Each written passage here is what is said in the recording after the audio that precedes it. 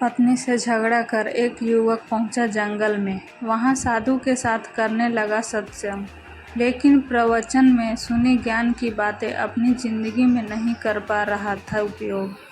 फिर साधु ने सौंपे उसे एक अजीब काम। 5 वर्ष पहले रिलीजन टेक्स्ट एक संत के आश्रम में प्रतिदिन शाम को भक्तों की भीड़ होती थी, क्योंकि उनके प्रवचनों से जीवन का सही दिशा बोध प्राप्त होता था। संत की वाणी में गजब का जादू था। उनके शब्द श्रोता के दिल में उतर जाते थे। एक युवक अपनी पत्नी से झगड़ा कर उसी जंगल में पहुंचा जहां संत का आश्रम था। उसे संत की बातें काफ़ी प्रभावी लगी। वो प्रतिदिन संत का प्रवचन सुनने लगा। एक दिन जब प्रवचन समाप्त हो गए तो संत के पास गया और बोला, महाराज, मैं काफ़ी दिनों से आपके प्रवचन सुन रहा हूँ, किंतु यहाँ से जाने के बाद मैं अपने गृहस्थ जीवन में वैसा व्यवहार नहीं कर पाता जैसा यहाँ से सुनकर जाता हूँ।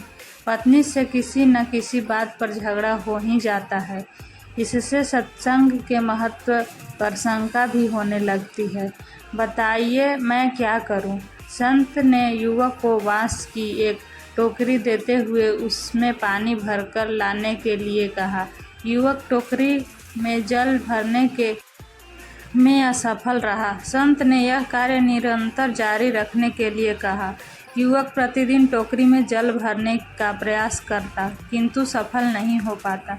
कुछ दिनों बाद संत ने उससे पूछा, इतने दिनों से टोकरी में लगातार जल डालने से क्या टोकरी में कोई फर्क नजर आया?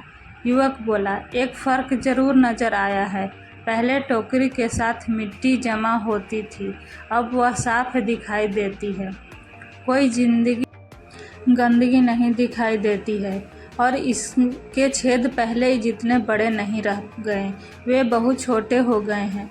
तब संत ने उसे समझाया, यदि इसी तरह से पानी में निरंतर डालते रहोगे तो कुछ ही दिनों में ये छेद फूलकर बंद हो जाएगी और टोकरी में पानी भर पाओगे।